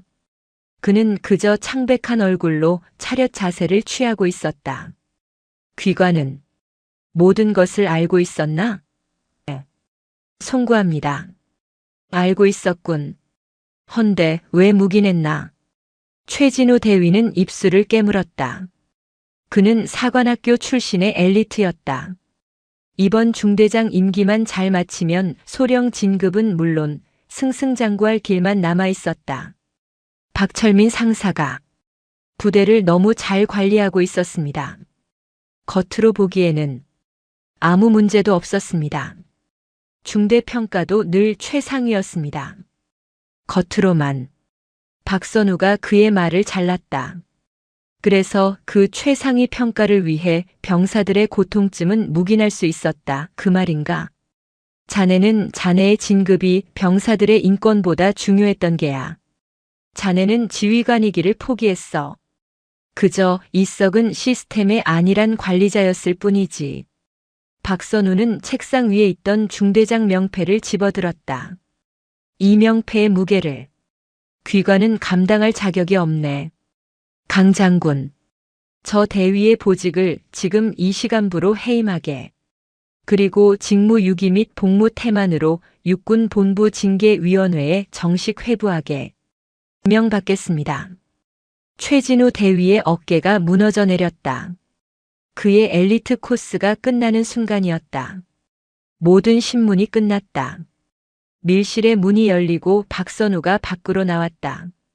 그녀를 기다리고 있던 이정훈 군단장과 강민혁 사단장이 깊이 고개를 숙였다. 대장님, 저희가 면목이 없습니다. 면목이 없는 건 나도 마찬가지일세. 내 후배들이 내가 평생을 바친 군대를 이 모양으로 만들었으니. 박선우는 지친 듯 숨을 내쉬었다. 하지만 그녀의 눈은 아직 꺼지지 않았다. 이 장군, 강 장군, 이제 시작이네. 우리는 방금 이 거대한 암덩어리에 가장 작은 고름 주머니 하나를 짰을 뿐이야. 그녀의 시선이 방금 전 김철중 중령이 끌려나간 대대 본부 그리고 그 너머 이 사단 전체를 지휘하는 사단 본부 나아가 군단 사령부가 있는 춘천을 향했다. 이 부패의 뿌리는 저 중대장실 책상 하나에 있지 않아. 이 썩은 냄새는 더 높고 더 깊은 곳에서부터 내려오고 있어. 나는 오늘 그 뿌리까지 뽑아낼 걸세. 박선우의 선언은 단순한 분노의 표출이 아니었다. 그것은 수십 년간 전장을 꿰뚫어 보던 노련한 지휘관의 전략적 판단이었다. 한 중대의 행보관이 이토록 대담하게 군수 물자를 횡령하고 중대장이 이를 묵인하며 대대장이 그 실태조차 파악하지 못했다는 것. 이것은 개개인의 일탈이 아니라 지휘 계통 전체의 마비이자 더 큰 규모의 조직적 범죄임을 시사하고 있었다. 강 장군. 박선우가 강민혁 사단장을 불렀다. 예, 대장님. 자네 사단의 감찰, 헌병, 그리고 군수 참모. 지금 당장 1위로 부르게. 명받겠습니다. 강민혁 사단장은 이미 이 사태가 자신의 손을 떠났음을 직감했다. 아니, 그는 이 기회에 박선우라는 거대한 태풍의 힘을 빌려 자신이 부임한 이래 끊임없이 발목을 잡았던 사단 내부의 썩은 고리들을 도려내야겠다고 다짐했다. 불과 10여 분 만에 사단 핵심 참모들이 중대장실로 뛰어들어왔다. 그들은 모두 주말임에도 불구하고 비상 소집되어 방금 전 면회소에서 군단장과 사단장이 정체불명의 노부인에게 경례를 붙이는 충격적인 광경을 전해 들은 참이었다. 그들 앞에 선 박선우의 존재감은 그들이 상상했던 것 이상이었다. 나는 전 참모총장 박선우다. 그녀의 자기소개는 짧았지만 그 무게는 천근만근이었다. 지금부터 제21 보병사단의 모든 군수 물자 현황, 그리고 최근 1년간의 모든 행정 및 감찰 보고서를 내가 직접 검토하겠다. 이해 있나? 이의를 제기할 수 있는 사람은 아무도 없었다. 군수 참모. 자네부터 보고하게. 방금 체포된 박철민 상사의 횡령 내역을 보았네. 중대 단위에서 이 정도의 유류와 부식이 증발할 동안 사단 군수처는 무엇을 했나? 사단 군수 참모 중령는 식은땀을 훔치며 입을 열었다. 그것이 보고서 상으로는 모든 물자가 정상적으로 소모되고 있었습니다.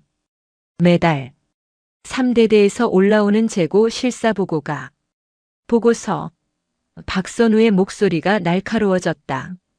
자네는 책상에 앉아서 그 빌어먹을 보고서만 믿고 있었다는 건가? 현장에 나가서 병사들이 무엇을 먹고 무엇을 입는지 자네 눈으로 직접 확인해 본 적은 있나? 군수 참모는 입을 다물었다.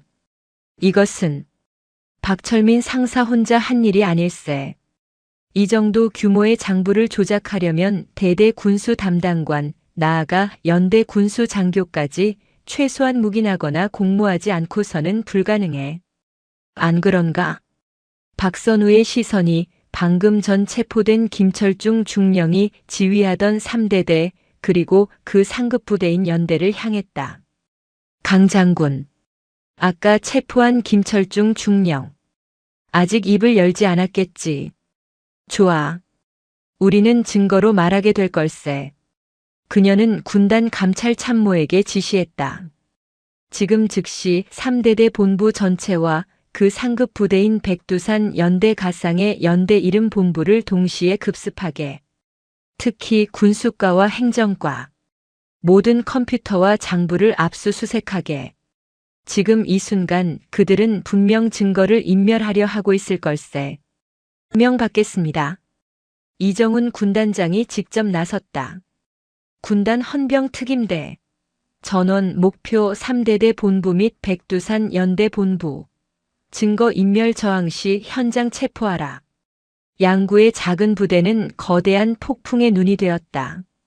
군단 직속 헌병대가 사단 사령부의 허락도 없이 사실상 박선우의 명령으로 연대 본부까지 밀고 들어가는 군 역사상 유례없는 일이 벌어지고 있었다. 한편 박선우는 하늘이를 잊지 않았다. 그녀는 이 모든 피비린내 나는 숙청의 현장에 손자를 계속 데리고 있을 수 없었다. 그녀는 강민혁 사단장의 비서실장을 불렀다. 내 손주일세. 지금 충격이 매우 크네. 사단에서 가장 안전하고 가장 편안한 곳으로. 자네의 관사라도 좋네. 그곳으로 데려가 따뜻한 물과 식사를 챙겨주게. 그리고 군의관. 정신과 군의관을 즉시 붙여서 아이의 안정을 살피게. 예. 알겠습니다, 대장님. 하늘이는 할머니의 손을 놓기 싫었지만 박선우는 손자의 손을 굳게 잡아주었다. 하늘아. 할머니가 이 지옥을 전부 청소하고 갈게. 너는 이제 아무것도 걱정하지 말고 그냥 푹 쉬어라. 그리고 먹어라. 할머니가 이따 내가 좋아하는 갈비찜 꼭 다시 해주마. 하늘이가 안전한 곳으로 이동하는 것을 확인한 박선우는 다시 장군의 모습으로 돌아왔다. 수색은 오래 걸리지 않았다. 박선우의 예상은 정확했다. 아니, 현실은 그녀의 예상을 뛰어넘었다. 백두산 연대 본부를 급습한 감찰팀은 연대장 대령의 사무실에서 충격적인 것을 발견했다. 연대장 오만규 대령은 부재 중이었지만 그의 금고 안에는 박철민 상사의 장부와 동일한 양식의 상납 장부가 발견되었다. 각 대대, 각 중대의 행보관들로부터 정기적으로 얼마의 유류와 부식비를 상납받았는지, 그리고 그 돈이 누구에게 흘러들어갔는지가 기록되어 있었다. 대장님, 이것은 보고를 받은 이정훈 군단장의 손이 떨렸다. 장부의 끝에는 사단 군수처의 몇몇 간부 이름 그리고 심지어 사단 감찰실의 한장교 이름까지 적혀 있었다. 그들은 돈을 받고 감찰이나 실사를 눈감아 주었던 것이다. 연대장 오만규 대령. 지금 어디에 있나? 박선우의 차가운 물음에 강민혁 사단장이 떨리는 목소리로 대답했다. 오 대령은 오늘 주말 사적인 용무로 춘천에 제가 알기로는 이정훈 군단장님과 친분이. 강 사단장의 말이 끝나기도 전에 이정훈 군단장의 얼굴이 굳어졌다. 나와 친분이? 그게 무슨 말인가? 오만규 대령이 군단장님의 사관학교 동기생인 모 그룹 부회장과 오늘 골프 약속이 있다고 그렇게 들었습니다. 군단장님께도 인사를 올린다고. 순간 중대장실의 온도가 몇 도는 더 내려간 듯 했다.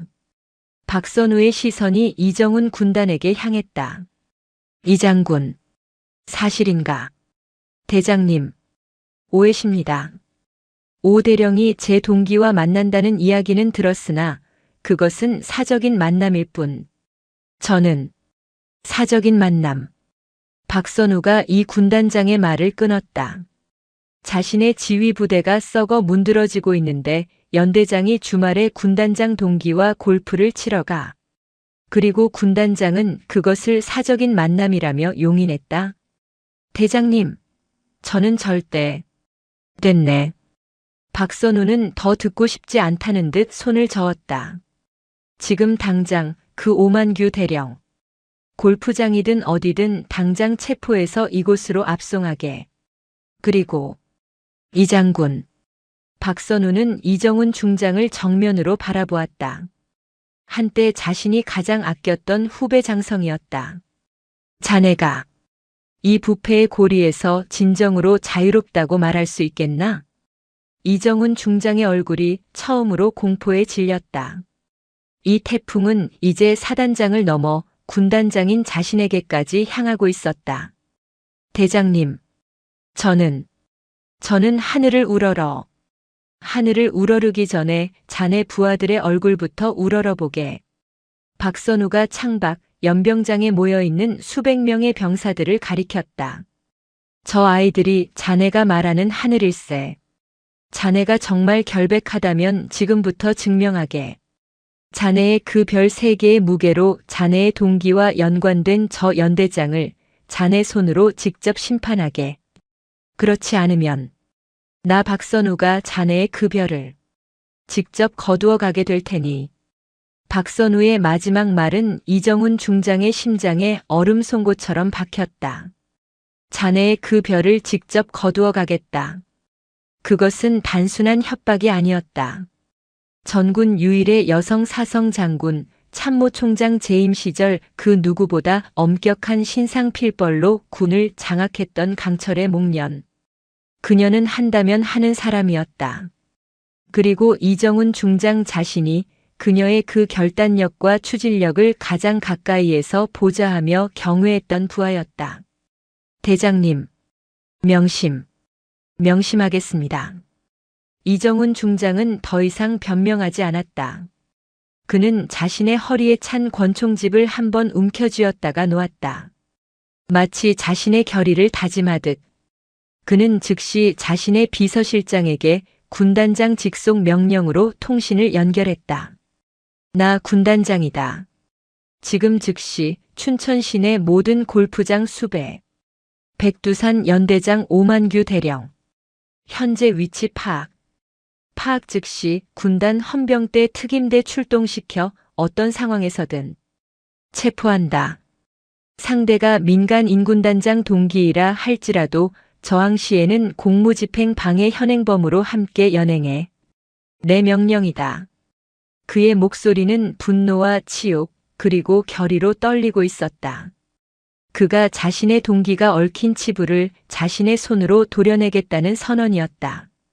이정훈 중장이 직접 오만규 대령 체포조를 지휘하는 동안 박선우는 중대장실에 홀로 남지 않았다. 그녀는 강민혁 사단장과 방금 전 소집된 사단 참모들을 이끌고 연병장으로 다시 나섰다. 강 장군, 내가 지금부터 자네 사단의 진짜 모습을 좀 봐야겠네. 그녀는 연병장에 집합해 있던 구중대 병력들, 그 중에서도 피해 사실을 고발했던 이찬희 이병과 다른 이등병들에게 다가갔다. 헌병들의 보호를 받고 있던 그들은 박선우가 다가오자 저도 모르게 몸을 움츠렸다. 박선우는 그들 앞에 서서 자신의 지위나 위엄을 모두 내려놓고 그저 한 사람의 어른으로서, 할머니로서 입을 열었다. 고생이 많았다. 그리고 미안하다. 이 늙은이가 너희들을 지켜주지 못했다. 그녀가 고개를 숙였다. 그 순간 그 어떤 장군의 호령보다도, 그 어떤 처벌의 공포보다도 더 큰 파장이 병사들의 마음을 울렸다. 사성 장군, 참모총장이었던 이가 일개 이등병들 앞에서 고개를 숙이는 모습. 그것은 이찬의 이병을 비롯한 피해 병사들이 그토록 원했던, 그러나 단 한 번도 받아보지 못했던 진정한 사과이자 위로였다. 아닙니다. 아닙니다. 이찬의 이병이 결국 참았던 울음을 다시 터뜨렸다. 그 울음은 전염되었다. 공포에 질려 침묵했던 다른 병사들도 자신들의 고통을 알아주는 단 한 사람의 어른 앞에서 그동안의 서름과 분노를 눈물로 토해내기 시작했다. 박선우는 울고 있는 병사들의 어깨를 일일이 두드려 주었다. 그리고 강민혁 사단장을 돌아보았다. 강 사단장은 이미 눈시울이 붉어져 있었다.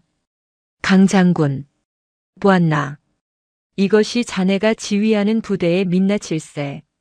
저 아이들의 눈물이 자네의 그 별 2개보다, 아니, 내 별 4개보다도 10,000배는 더 무거운 걸세. 송구합니다. 송구하다는 말은 나에게 할 것이 아닐세.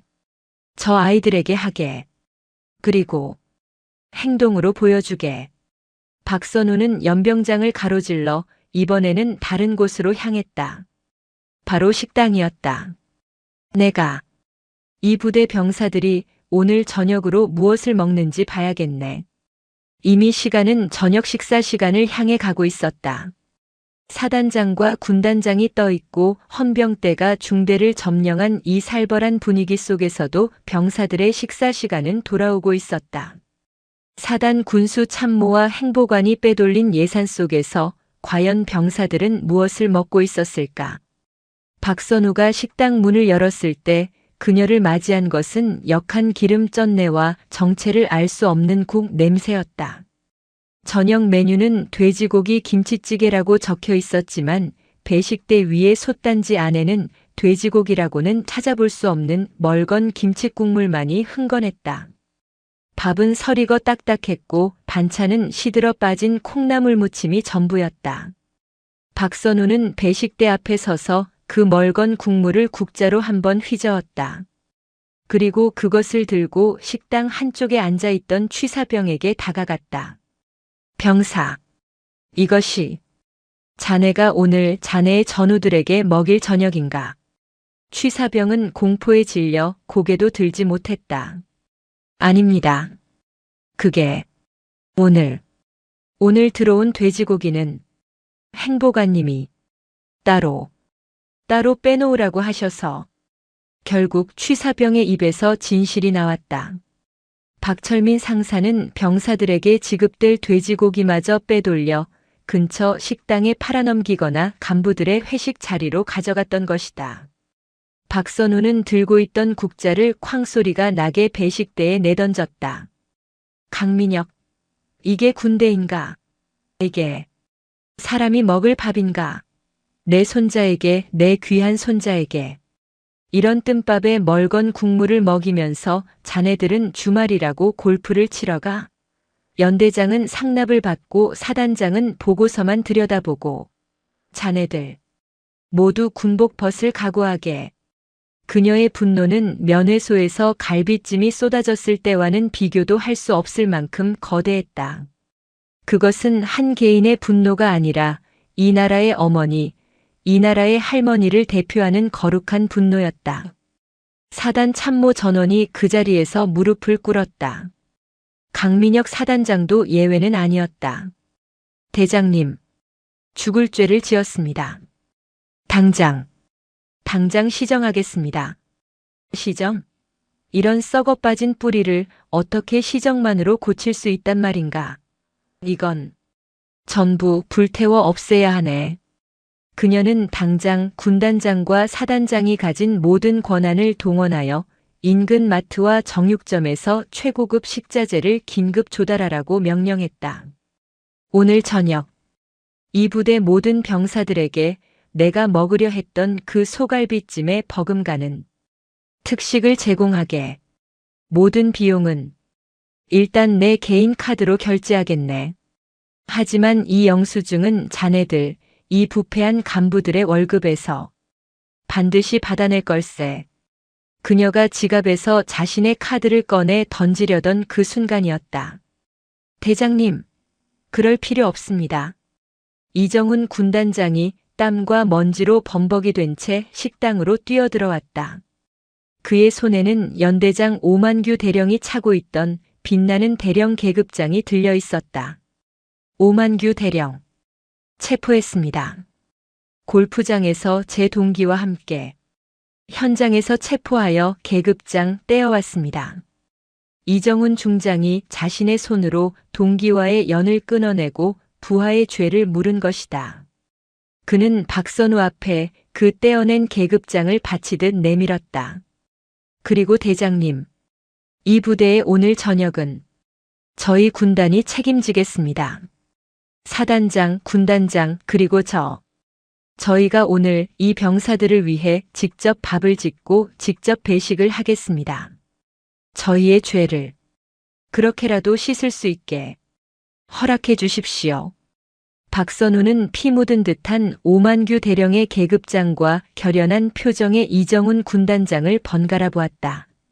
정화의 불길이 드디어 가장 높은 곳의 책임자들까지 태우기 시작했다. 박선우는 고개를 끄덕였다. 좋네. 그럼 어디 한번 자네들의 반성이 담긴 밥이 얼마나 맛있는지 내가 직접 확인해 보겠네. 그날 저녁 백두산 부대 식당에서는 진풍경이 벌어졌다. 사단장과 군단장이 직접 앞치마를 두르고 헌병대가 긴급 공수해 온 질 좋은 고기로 찌개를 끓이고 반찬을 날랐다.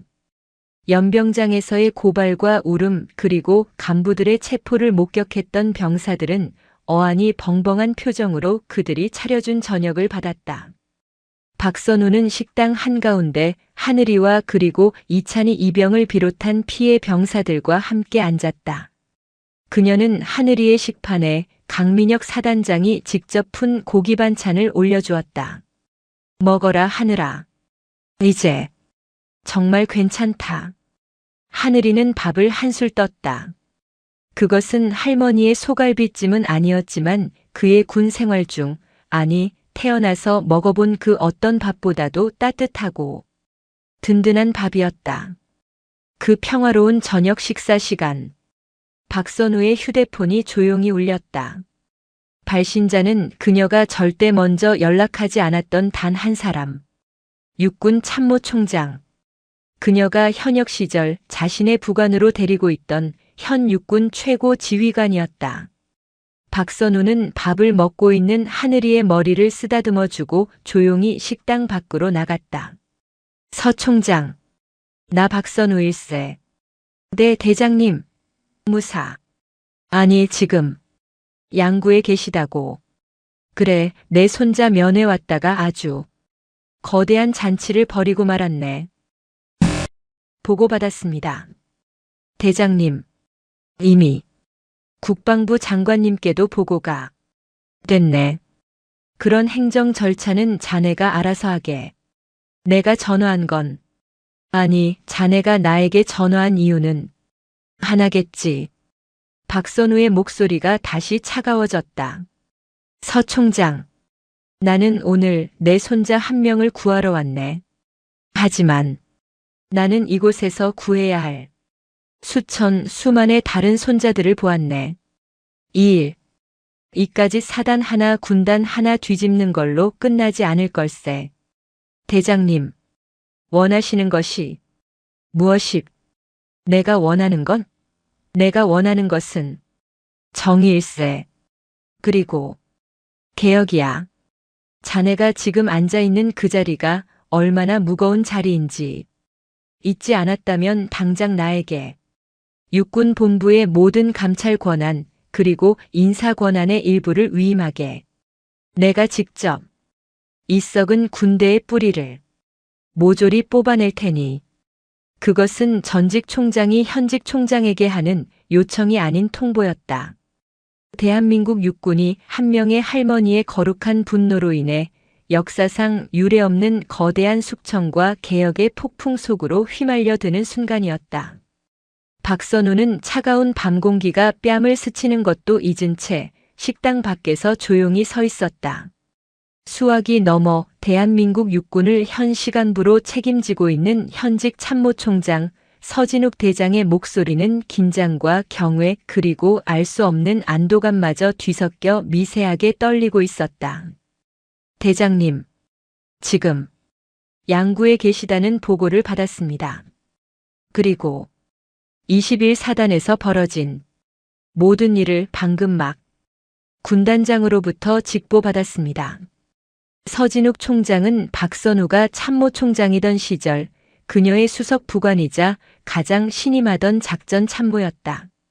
그는 그녀를 스승이라 불렀고 그녀의 강철 같은 의지와 따뜻한 리더십을 뼛속까지 존경하는 인물이었다. 그는 자신의 전설이 군을 떠난 지 수년이 지난 지금 이토록 참혹한 방식으로 군의 치부를 마주하게 되었다는 사실의 부끄러움과 참담함을 금치 못했다. 서 총장. 박선우의 목소리는 낮고 평온했다.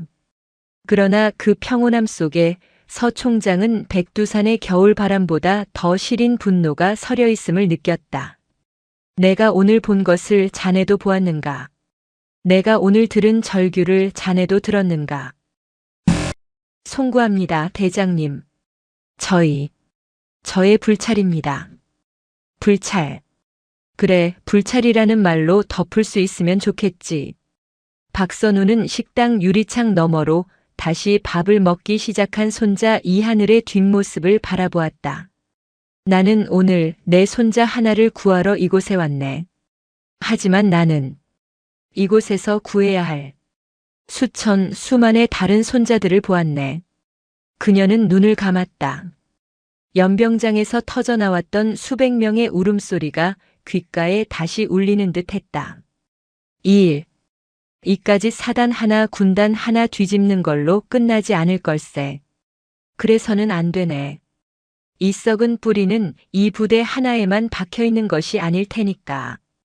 자네도 알고 있지 않은가? 서 총장. 자네가 지금 앉아 있는 그 자리가 얼마나 무거운 자리인지 잊지 않았다면 지금 나에게 육군 본부의 모든 감찰 권한 그리고 인사 권한의 일부를 위임하게. 내가 직접 이 썩은 군대의 뿌리를 모조리 뽑아낼 테니 그것은 전직 총장이 현직 총장에게 하는 요청이 아닌 통보였다. 수화기 너머로 긴 침묵이 흘렀다.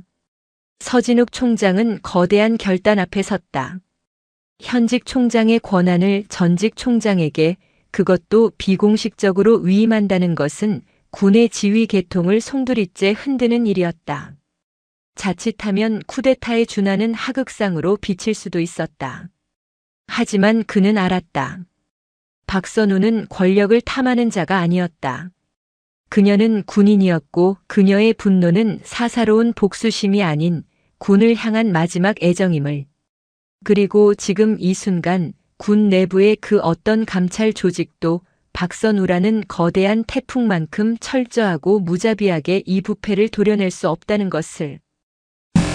대장님, 대장님의 뜻 받들겠습니다. 서 총장의 목소리는 무겁게 가라앉아 있었다. 지금 이 시간부로 육군 본부 직할 특별감찰사령부 구성을 인가하겠습니다. 대장님을 그 사령부의 고문이 아닌 사령관으로 모시겠습니다. 필요한 모든 인력과 권한을 지금 즉시 대장님께 이관하겠습니다. 육군 본부의 모든 장성들은 대장님의 명령을 현 시간부로 저의 명령과 동일하게 받들게 될 것입니다. 이것은 대한민국 육군 역사에 유례가 없는 성역 없는 숙청의 시작을 알리는 신호탄이었다. 좋네. 박선우는 짧게 대답했다. 그럼 나의 첫 번째 명령일세. 서 총장, 자네는 지금 당장 자네의 헬기를 이곳 양구로 보내게. 이정훈 군단장과 강민혁 사단장. 이 둘을 육군 본부로 압송하게. 예. 네, 대장님.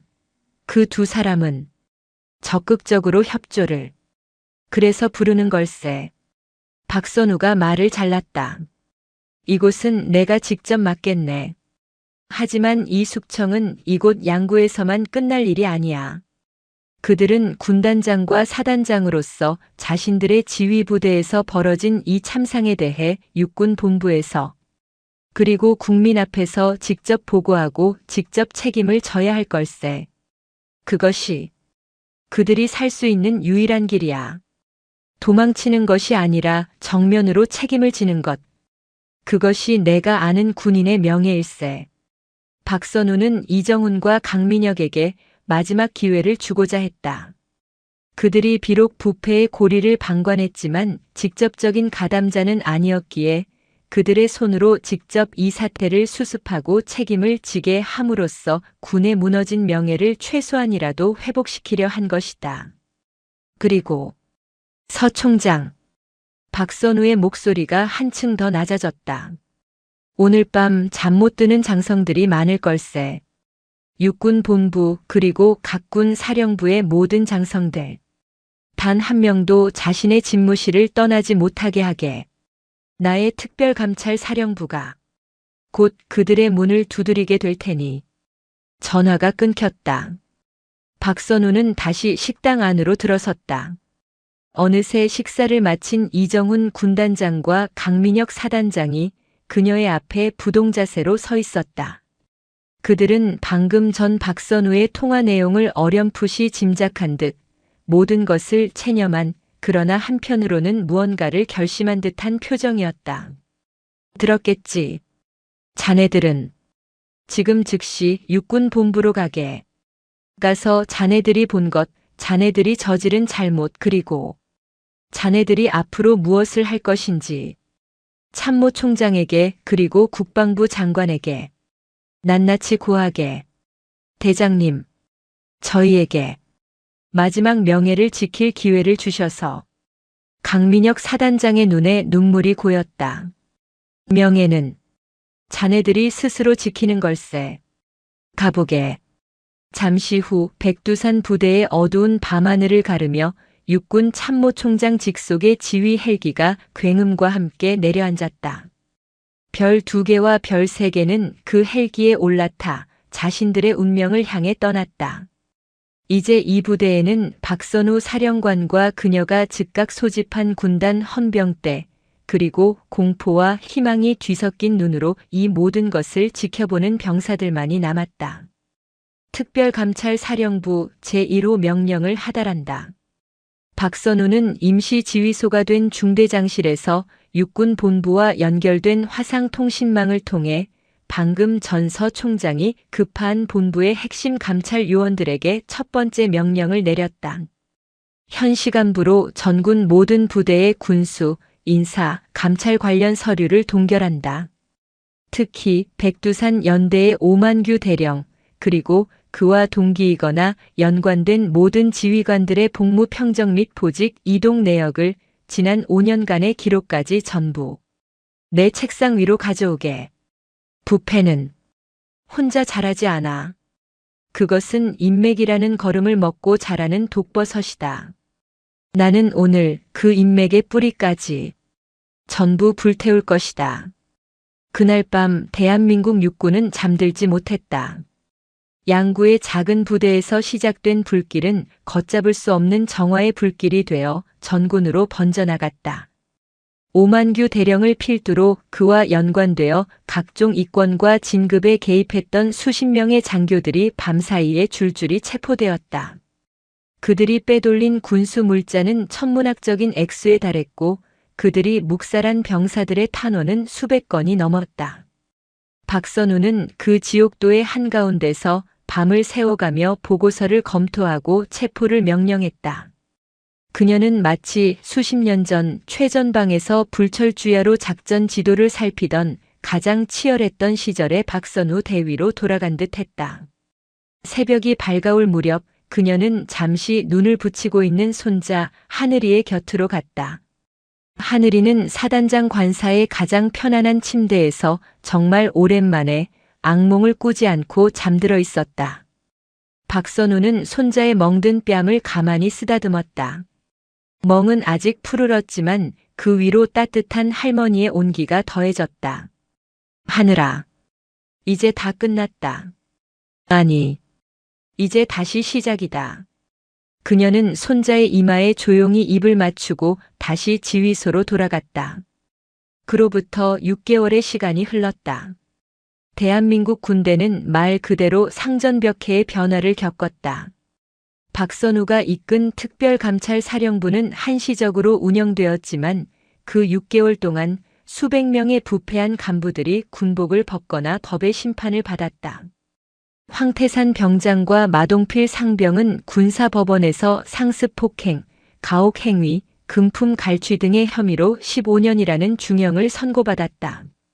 박철민 행보관과 최진우 대위, 김철중 중령, 그리고 부패의 정점이었던 오만규 대령 역시 횡령 및 직무유기, 지휘관의 의무 방기 등의 죄목으로 불명예 전역은 물론 수년간의 실형을 선고받고 군 교도소에 수감되었다. 이정훈 군단장과 강민혁 사단장은 박선우의 조언대로 모든 책임을 통감하고 스스로 군복을 벗었다. 그들은 법적인 처벌은 면했지만 군의 명예를 실추시킨 지휘관이라는 오명 속에서 조용히 저녁식을 치렀다. 그리고 그 빈자리는 박선우가 직접 검증한 강직하고 청렴한 후배 장성들로 채워졌다. 무엇보다 군의 모든 감찰 시스템은 참모총장 직속의 병영인권보호사령부라는 이름으로 개편되어 그 어떤 지휘관의 입김에도 흔들리지 않는 막강한 권한을 갖게 되었다. 박선우는 이 사령부의 초대 고문으로 위촉되어 새로운 군대의 초석을 다지는데 마지막 힘을 보탰다. 한편 이하늘 이병은, 아니, 이제 이하늘 상병은 할머니의 그늘에서 벗어나 자신이 원하는 길을 걷고 있었다. 그는 할머니의 제안, 즉시 전역하거나 편한 보직으로 옮겨주겠다는 제안을 정중히 거절했다. 대신 그는 그 끔찍했던 백두산 부대에 남겠다고 선언했다. 물론 그가 있던 구중대는 완전히 해체되고 재편성되었다. 할머니, 저는 도망치고 싶지 않아요. 제가 이곳에서 쓰러졌지만 다시 이곳에서 일어서고 싶어요.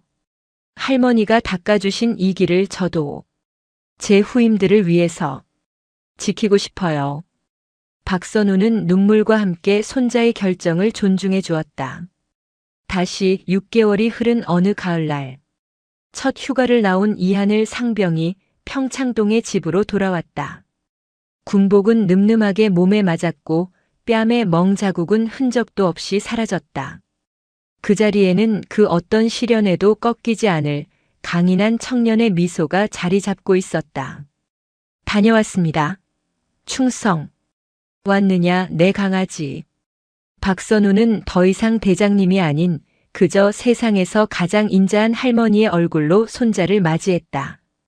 부엌에는 그날 새벽 미처 완성하지 못했던, 그러나 오늘은 세상 그 어떤 음식보다 더 깊고 진한 향기를 풍기는 소갈비찜이 끓고 있었다. 하늘아, 배고프지? 어서 먹자. 내가 제일 좋아하는 거다. 박선우는 손자의 그릇에 가장 부드러운 갈비살을 가득 담아주었다. 하늘이는 뜨거운 갈비찜을 한 입 베어 물었다. 입안 가득 퍼지는 달콤하고 짭조름한 맛. 그것은 단순한 음식의 맛이 아니었다. 자신을 위해 지옥불도 마다하지 않았던 할머니의 사랑, 그 강철 같던 신념 속에 피어난 목련 같은 따뜻함이었다. 맛있어요. 할머니. 하늘이의 눈에 눈물이 고였다. 맛있으면 됐다. 박선우가 손자의 머리를 쓰다듬으며 환하게 웃었다. 창밖으로 서울의 평화로운 풍경이 펼쳐져 있었다. 그 평화는 보이지 않는 곳에서 누군가의 숭고한 분노와 희생으로 지켜지고 있음을 두 사람은 말없이 느끼고 있었다. 강철은 썩은 것을 부수었지만 그 강철을 버티게 한 것은 결국 목련처럼 따뜻한 사랑이었음을. 오늘도 금빛다방을 잘 들어주셔서 감사합니다.